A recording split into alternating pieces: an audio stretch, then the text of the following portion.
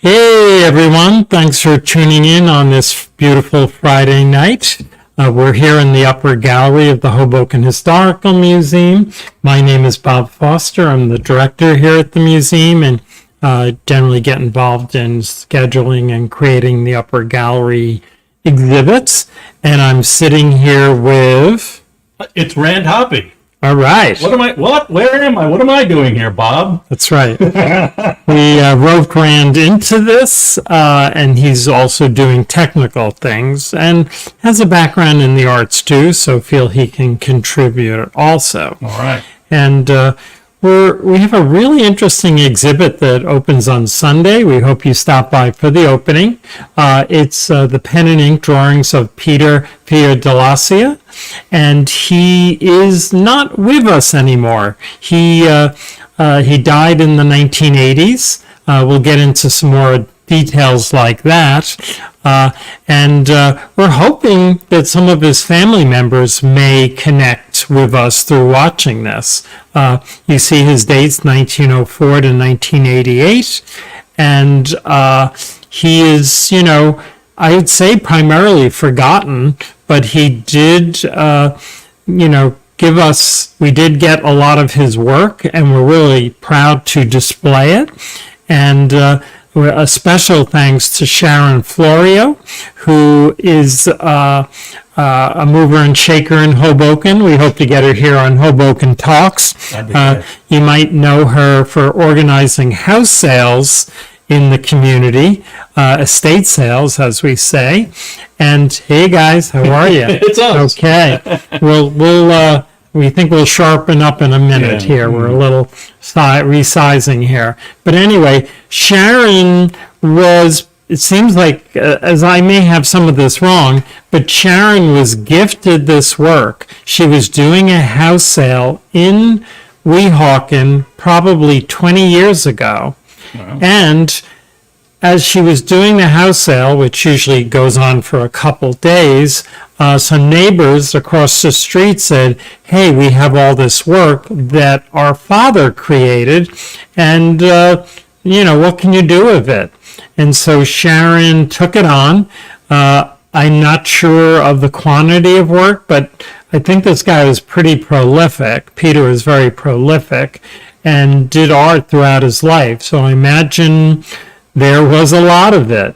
And then Sharon started to make it available to the public through different sales she would do out of her store, or gallery, I should say, on 6th Street. Right. And we bought some for the museum collection. It was my gift to the museum. And then recently we went back to Sharon when we realized we were doing this exhibit, and what else do you have? And she certainly had a lot more work, so we're kind of 50-50. 50 from Sharon, which is on loan, and 50 from now the museum's collection. Right. And usually I mention that our upper gallery exhibits generally, although we've broken the rule, are artists interpreting Hoboken. That's right. But now we have broadened that to be artists who are interpreting Hudson County. It's not like you have to live here, but generally they do. But it's got to be interpreting the area. So. And there's a lot of great images of the Palisades in this one. That's right. It's really cool. So the Palisades, Hoboken does have, shall we say, the lower Palisades, that green serpentine rock is considered part of the Palisades. And then you have the Palisades to the west with Jersey City Heights.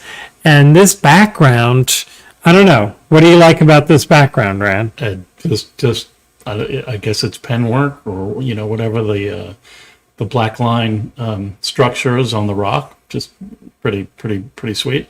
Yeah, I mean, I would put money on it that this is. I'm not sure where he's standing, but I believe he was. These are not from his imagination. No, right. they are from particular locales. And I think we're seeing an apartment building we see on Boulevard East as we hit that turn. Okay. And again, we're not Hoboken at this point. We're probably North Bergen, heading up to Braddock Park in the 80s. Right. But this is probably in the 50s or 60s. I can't guarantee it, but when I saw it, I go, bingo. Yeah. And I just love his use of pen and ink. Yeah. The clouds everything is so trippy. And this is simply on oak tag material. True, it is. And not like a really fine material. We had to be very careful in framing these because many of them are done in the 40s. This one is a little later, but I just love his vision of how to deal with all those lines. And I'm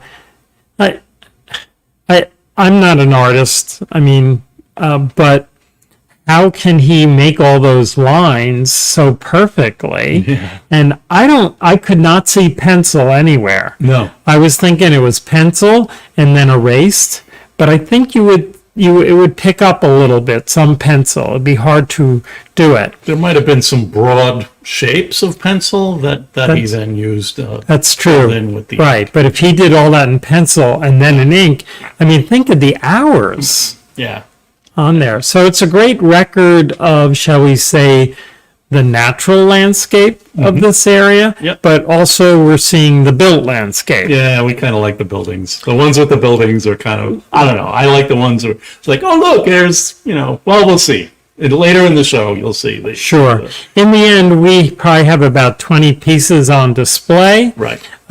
Many are from his sketch pads, kind of on the small side, but they really sing. They really sing on there. They're looking good. They're not on the walls yet, but the frames are looking really. It's great. The mats are a great choice, and the frames are looking really nice. Right. So. Bill Kern's been working hard to meet our deadlines. We're really pushing the envelope on this exhibit, but we always land, and it always gets done. So, what else do we know about Peter? Well. There's been some research regarding his life and his name in the digitally accessible, searchable Jersey Journal. That's right. So we've just so people know, how do you research the Jersey Journal? You can get, I believe, you can get free access to search the Jersey Journal through if you have a Hoboken Public Library card. Okay, we'll have to check that out. Go there. And sure. I just tested it the other day. I've actually been paying a paid service and using that to get the Jersey Journal, but the Jersey Journal's somewhere else too. It's for free from your library. Of course, you want to take advantage of that kind of thing. Right. So I'm not sure the year of this. Oh, it's 1934. I put the years on. Thank you. I need it. And they're big. I was reading the article. So the 30s, that's kind of early on in his career. Yeah. And this is one of those like listings in the Jersey Journal. Oh, yeah. And Wow. Yeah. Back then, if you were doing a newspaper article, I think one of the goals was mention as many names as possible, because all those people will buy a paper, and the more names, the better. Yeah.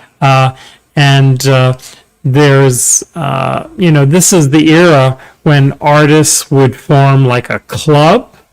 Generally, they would not have their own space. They might have individual studios themselves, but I don't think there was really a budget where they could rent a gallery or rent a space. Right. So they would have a guild, they would have like an exhibition committee, and they would self-juror it, and then they would look for locations or invitations to show their work. And generally, they would have judges, and someone would get the blue ribbon. Yep. Maybe a small cash, stipend, but generally the coveted thing would be your picture in the Jersey Journal with your winning paper. Right. with your winning picture, I should say. Yeah. And so here they're talking about they exhibited at the Elks Club. Okay. Yeah. And Elks Club is still operating in Hoboken. Elks number 74, Lodge number 74. Yeah. And they probably wouldn't even hang the work on the wall. I'm going to guess they had easels. Easels. And you went around and you had a reception and your fellow guild members would support you. And, it was partly social too, I would say, on there. And Well, the other thing was that the first exhibit was at the Waldheim Stevens Forum. right. Tell us about that location. Well, that location is on Garden Street, and it's where the robotic parking garage is now.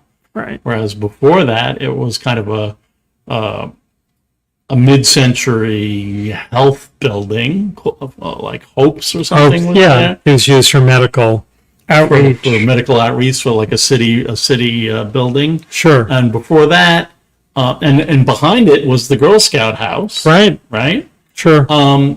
But at some point, it was a school, and I don't know whether I'm kind of losing track on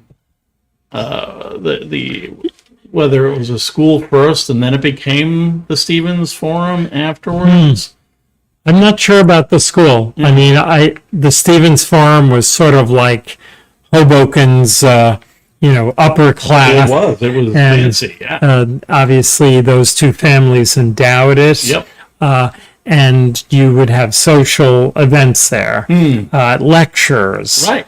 There was some club that would meet there regularly that I think was called the Zantra Club with a Z. We have in our database, we have information about them, and it would be like if there was some issue in the town that needed to be addressed, they would discuss it and then go to the ward leaders and just say, hey, the Zantra Club met. I may have Zantra. I know it's a Z, but I may have the spelling or pronunciation wrong. Wow. And anyway, that would have been a place for a guild exhibit. Right. So kind of interesting. Yeah. Kind of interesting. We should mention one of the names on here is Francis Mazzio. Oh, right. And Mazzio was of Spanish descent. Right. And he owned a building on Washington Street and had kind of a framing art gallery type place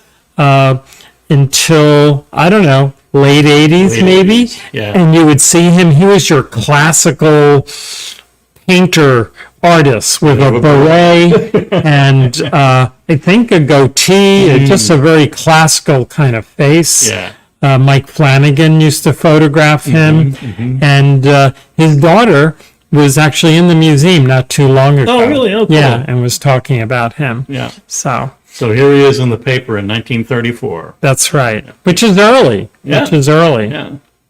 And I mean, Fiordalisi, I mean, he was in his late 20s, early 30s. Right. Right. 34. Sure. Yeah. And it did say that one of his credentials is that he taught in a WPA high school adult program. Sure. So the WPA, probably people may know about it, may not, but WPA stood for the Work Projects Administration, and it was during the Depression, as was 1934, and it was a way to put people back to work. Right. And there was an artist division. Right. They weren't paid a lot, but the feeling was it helped them keep food on the table and kept morale up. There were a lot of great WPA projects. Yeah, definitely.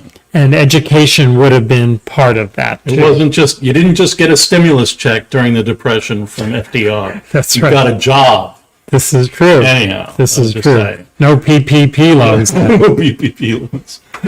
So here we have in 43, the lead, the first line, Peter Fiordalisi. Yep. Yeah.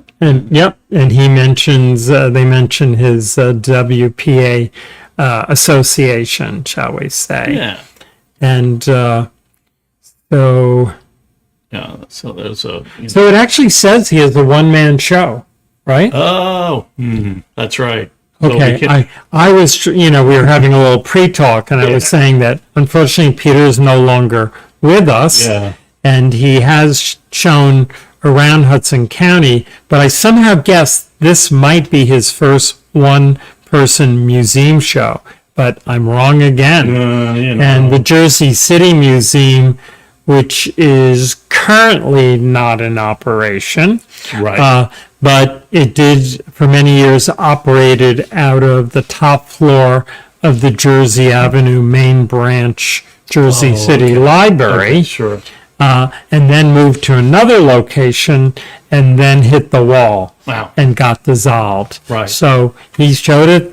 This is his second one-man show at a museum. All right. So Okay. What's next? Where am I? I need my mouse. Oh, this is a favorite. Yeah. This is his. He won a prize in 1955 at the Hudson Artist exhibit at the Edmund Miller Library in Jersey City, and there's his still life being inspected and evaluated right. by fellow artist Ruth Brock. Yeah, so we're not showing any from his still life series. No. As I said, he went through a lot of different periods, Yeah. as many artists did at Sure. that time, exploring different mediums Yep. and subject matter. That's right. And I feel the work that we're showing is his most interesting work. Seems that I get it. All right, what do we got here? Oh yes, 1961. Okay, so this is later, obviously, than the 30s and 40s, and his subject matter has changed Right. to, I'll say, spiritual or religious. Yeah, he's And- claiming that he's classifying himself somewhere between Grandma Moses and Franz Klein. Yeah, I remember this quote, and Vera and I laugh because Grandma Moses is kind of a folk painter Yeah. of idyllic country winter That's right. themes, I know. like New England. Yeah. So I don't get that connection. And Franz Klein is, a modern painter, abstract painter. Yep. I think mainly black and white, but Yep. I'm not sure. Yeah. And really into these sort of broad brush Big, bold strokes. brush. Yeah, definitely. So he is not like Grandma Moses, and he is not like Franz Klein. I don't get it. Really? I don't get it. So, but anyway. Oh, yeah, it's an interesting And article. I believe that when they say his studio, he's actually painting from his home.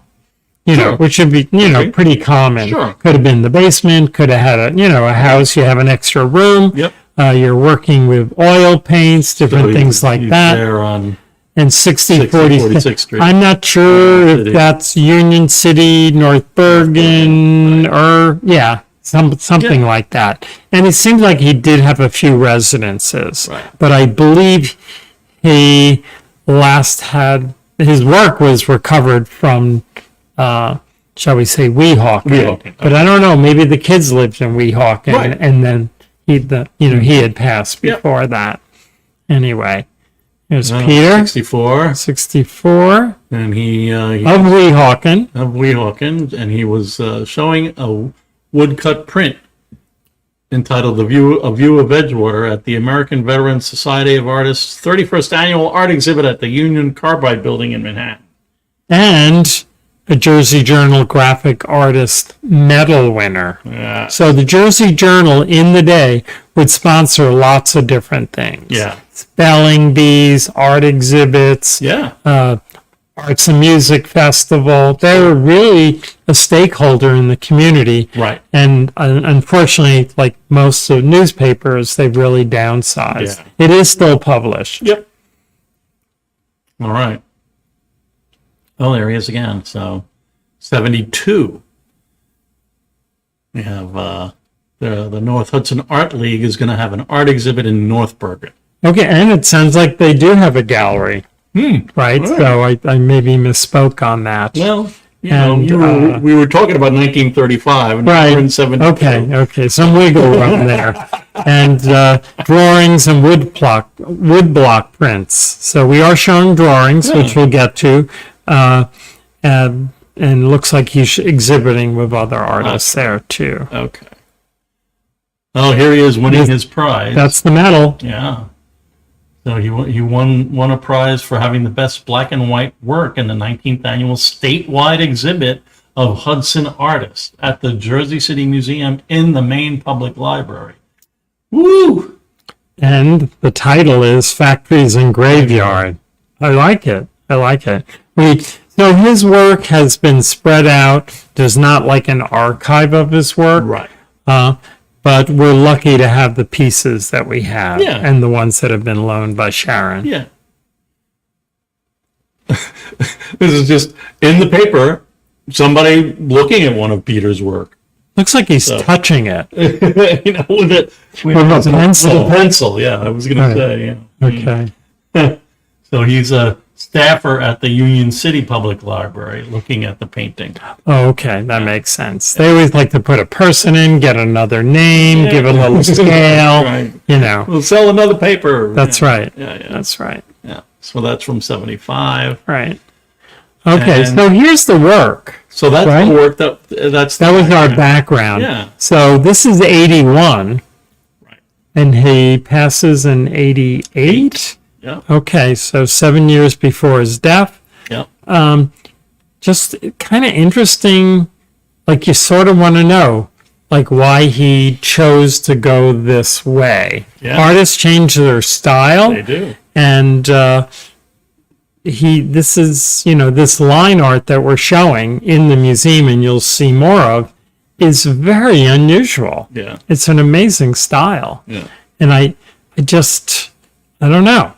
Is his vision changing? I think of different things, but the execution is amazing. Was he, who knows if we really did our research in the 80s, maybe there's another contemporary artist who, Right. He's influenced with. Right. It's not cartoon. It's not illustration. I don't really know how to, Yeah. typify it. But really interesting. And the thing about this is that there in the show, we've got four large ones. Yeah. So there's and I think 3 of them are horizontal and 1 of them is vertical. Right. Which I think we have them. we have some of them. This Right. horizontal one. Sure. So believe it or not, this is the same artist. Yeah. And I feel funny, like, doing the art criticism thing. This is watercolor, a right. different medium. Yeah. And I guess the politest way for me to say is this is not his medium. Mm-hmm. It's just the line isn't there.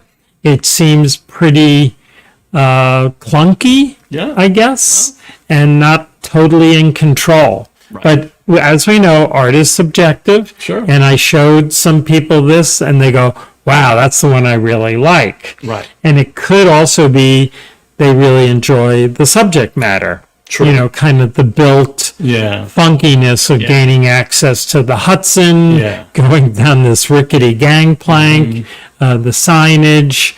And the Hudson River really, I can remember this type of thing in the 80s, that it was sort of like little private areas, little boat clubs, and little fiefdoms and things like that. Of course, it's all changed. And now, then we have this other color piece. Right. So, just in terms of view, I'm going to sort of, be pretty certain that we're looking at Hoboken in the distance. And Looks that don't way. you think is Stevens high rise, maybe Big John, but bigger than it was? I don't know. Some structures there, and I remember a water tower like that in Weehawken. Right. That would be in the foreground, close to what New York Waterways took over property-wise, and the Palisade Cliffs. Right. And I guess this is watercolor also. Right. And it's funny, I should almost be looking at his dates.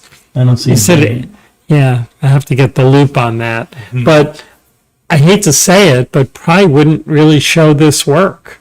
Well, Just it yeah. doesn't meet aesthetic concerns, shall we say? Sure. And then, of course, but the other work is like off the charts, being really So interesting. here's something that's So basically yeah, the same view. that's right. And it's really fun to see how he translated it. Yeah. And he's got that same kind of, almost looks like those Italian pastries, the little lines, the clamshells from Giorgio's. Yeah. And they're just yummy, the way I see it. Yeah. And it is the same view, but I don't see pencil. I don't see pencil on there. Yeah. And are those railroad tracks? I think they are. I guess they are. Yeah. Yeah. So that's where light rail would run now. Right. I That's think right. perspective might be a little abstracted, but Sure. Yeah. but can we go back to the last one just for a Let's second? see. Yeah, it is actually different with the tracks, right? Right. He It is. changed it a little bit, which artists often do. Yeah. Funny. Yeah. Yeah. But And he's only got one tower now. only one tower. That's It makes right. you even think even Yeah. more that's So, even. that's where I came from. So, and there used to be a lot of factories on the waterfront from Hoboken to North Bergen, Yeah. for sure. So just to kind of get back what I was saying before, this is one of the larger pieces, right, on Right. oak tag, like our image that we have on our background. Looks like 80, Our 1880. background image here. Yeah, right. So, yeah. And so now I think we're going to start looking at Some of the other some of the works. other work. Yeah, sure. That's more things that are 9 by 11. Right. eight- These were like from a sketch pad. Right. Some of them you'll actually see see. the spiral. Yeah. Okay. Yeah. And so that means these were never exhibited because they're in the sketch pad. Well, there's these few that we have. They were mounted, right? You could see Oh, them some in the are. corners, Yeah. right. There's a mixture. You're Yeah. right. You're right. Yeah. And but he's got this great, just the way he handles the grasses with that line. Yeah. I mean, he's got a lot of lines in there. True. And we think this could be just the angle of the Empire State Building, that this could be Hoboken and looking across. Yep. And that Stevens steep Yeah. top, that's the top of the Palisades. By the Hoxie House. Exactly. Yeah. It really goes down quick, Yeah. really fast. Yeah. It's got a little tug in there. Yep. And just even the way he's captured some of these buildings in the background with his cross hatching. Yeah. And to do that, he didn't really have to put that many lines in here, but he did, and we love it. Yeah. And there's something about that black on paper that really sings. Very graphic. So Very graphic. my lovely wife Lisa says, Yay! a view from Okay. Stevens campus. Yeah. Lisa works at Stevens, so she would know that view on her lunch break. She's there every day. Oh, that's so cool. Thank you, Lisa, for confirming That's that. right. Okay. And being our off-site sound technician. Yeah. Doing our Okay. best. Yes. All right, let's see what's next. Oh, okay. So here you can see the evidence of the spiral sketchbook. Yes. Right. Right. So, when the artist isn't around, you can take liberties in a way. Maybe he never wanted this to be exhibited. Who knows? He may not have seen it as strongest work, but we felt it sort of was in keeping with the other pieces. Yeah. And I don't know, 46? It's hard it's hard to see. 68 68. is Okay. my best guess. Okay. And I don't know. I'm sort of doing a bit of guessing, but it really has the feel of some of the parks that are up along the Hudson. And what I call Braddock Park in North It is Bergen Braddock in the Park, yeah. 80s is sometimes people North call it Hudson. North Hudson. Yeah. It's so boring. Yeah. So Braddock Park, named after the famous boxer. They made the film Cinderella. Yeah. Definitely. And James Braddock actually would talk about walking to Hoboken to come look for work on the waterfront. But anyway, this to me sort of reeks in a good way of Braddock Park. Cool. It's very dense. Yeah. And has a lot of trees, Yeah. on there. Wow. Fill up the page, Peter. Yeah, I just love them. And again, we're thinking this is just ink right on the paper. Yep. No pencil, maybe a little bit of pencil you mentioned, but no evidence of it. What do you think how long would a sketch like this take? That's a day's work right there. It seems it. Yeah. So he spent a lot of time on site. There's no evidence that he would photograph. I don't think you could do this type of detail from, unless you had really good photography equipment, but there's no evidence that Right. was something he played with. Right. And in the articles, it talks about he always carried his sketch pad Oh. with him. So he- again, these are 8.5 by 11, maybe slightly larger. And after this many years, pretty delicate. Yeah. Yep. Oh yeah. Again, Another one. yeah. I swear the stones look like clamshells. They do. Yeah. I wonder if he went to Giorgio's and was inspired by the pastries. Right. I don't know. I have to ask Mary Grace if he was a customer. Yeah. Look at that. It's impressive. Right. They read beautifully in this format, too. Yeah. In fact, we'll cut. We actually had a mug made. Here we go. We'll cut. So we actually, how do we hold these up? Are we okay? Yeah. It's hard to read them. Yeah, because they they're look great in the lighting. Right, but they do look, they look really cool. In person, they look great, especially when you're looking at a Peter pen and ink drawing. Yeah. It's really fun to look at. And McKevin did the graphics. Holly came up with the title for the show. So everyone had some contributions here. All right, back to the art. Yes. All right, what's next? Oh, so then there are some where it's not like full page, right? Right. Like he actually allowed for some negative space. Right. Of course, I enjoy the ones that are just chock full of lines the most because it's like, it's electric. Yeah. But these are a little quieter. Yeah. And he's obviously inspired by the landscape. And again, as you go to the parks, even going up to the Fort Lee area, you get a lot of this type of outcropping where you're really out on a ledge. I think that date says 1937 too. So That's- this might be a really Right. early piece. It's true. It's true. All right. And when we say pen and ink, so are we talking like ink in a nib? Could be. Are we talking? Yeah. I would think so. So Typically. we've never seen a spill on any of these. Nope. I remember artists, let's say in the 60s and 70s, really got into their rapidograph, right? Sure. And you had 000 and all sorts of fine lines. Yeah. But this kind of looks like an ink nib. Mm-hmm. I haven't really researched what was available at this time, It's but what everybody was using. Yeah. I wish I could get more information. 1945. Right, it's pretty early. And just like a rock study, different, this one has so much more white space. What does it say? I mean, yeah, we're going to have to, it's funny, some of these read better in the digital form. Yeah. It's something, I forget what So it's these must be his initials in the middle and the date 1945. correct. But then And there's something on the Pencil. left. Okay, we're going to have to. page, drawn from nature or something on the lower right. Okay, But then that's a clue, John. We're sort of making that up. We didn't know for sure.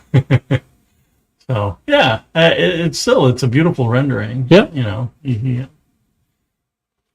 it's 1946. More winter. No leaves. Like winter. Yeah, Yeah. That's right. And just the way he does the shadow, you know, that kind of receding line like a squiggle. Yeah. It's pretty cool. That's all of our examples. Okay. Yeah. Okay. So, you know, don't want to give the whole show away. Of course, of course. So we are having the opening on Sunday. This is kind of a prequel to that and letting people know it's happening. Right. And, you know, if you know any people with Peter's last name, let them know. That's right. Yeah. And Sharon will be attending the exhibit at some point. She's not going to be able to make the opening. Okay. She's doing, I think, an estate sale. Sure. Well, But this exhibit would not be happening, obviously, without her, in a sense, rescuing this work. Yeah. And then loaning us the work. Right. So we're really happy. Yeah. So I think that's our speak for tonight. Yeah. Well, we have. Oh, we do want to thank our funders. We have our thanks and funders. Yep. Yeah. So the upper gallery exhibits, as I said, feature artists who are interpreting the area, generally Hoboken, but you know, sometimes Hudson County, as this one is. And of course, we are very excited about our funders, their contributions. Hudson County Office of Cultural and Heritage Affairs and Tourism Development. Yes. They do a lot of things. That's for the Gina Hewlings and Joe Wax are the principals for the art component. And they have been committed supporters of the museum exhibits. And, you know, we always mix history and art. We don't really see a separation. Right. And we get so many people in here just who want to see the upper gallery. But then they get sort of smitten with the main floor exhibit and vice versa. Yeah. And that's great. And it's a great program. So the county provides funds to make it possible. Yeah. And of course, the downstairs exhibit continues to the end of the year. The Fires, Hoboken 1978 to 1982. And we've had great response to this exhibit. It's curated by Christopher Lopez with additional support from the museum and from New Jersey Council of the Humanities, who we probably thank in a moment also. No, not for the upper gallery. Okay. So, but you know, there's a lot of people who make this place work. Besides the people who work here, it does take funds. And of course, there's a lot of individual members who help out. And this is our shipyard circle. These are the people who carry a lot of economic support for the museum with personal donations and couldn't do it without them. And we're lucky to have them. And, if you want to get more involved in the museum, either financially or volunteers, stop in, say hello. We're very accessible. That's right. And we love to meet new people. Yeah. And we love to meet old timers. We do. It's no question. And we have a twice monthly show, Hoboken Talks. Was it the second and last Thursday of every month? And we just did a show last night with Bob spoke to Pat Lombardi. So really fun show. And coming up, we've got Frank Hanovan. And Frank's going to talk about he's going to talk with Bob about his model of the America. Yep. Right? Frank worked for over a year building a ship model from a chunk of wood from Home Depot and made this amazing piece of art. And we're excited to have Frank kind of put it in context and show off his stuff. Yeah. And then in September, we're going to have a poetry event pulled together by Danny Schott and Vera Sirota. Vera's our communications person, and she's going to be talking about her poetry. It's going to be a lot of fun. And then in September, we're going to have a poetry event pulled together by Danny Schott and Vera Sirota. Vera's our communications person, and she's going to be talking about her poetry. It's going to be a lot of fun. And then in September, we're going to have a poetry event pulled together by Danny Schott and Vera Sirota. Vera's our going to be reading some poetry. It's Red Colina Poetry for a Free Ukraine. It's all about poems about Ukraine, and there'll be some great poets, Bob Holden, Olyena Jennings, and Vasil Macno will be there, as well as Vera. It should be a great event, so look forward to that. We please if you enjoy our show, please click the like button, the thumbs up button, share it with your friends, and subscribe to our YouTube channel. We're looking to build our subscriptions on YouTube. So even if you're watching it somewhere else, head over to YouTube and check us out, because that would make us very happy. That's it. Okay, good show, and come check out Peter's work. I think you'll enjoy it. It's really, really going to be something. Thanks so much. Signing off. All right.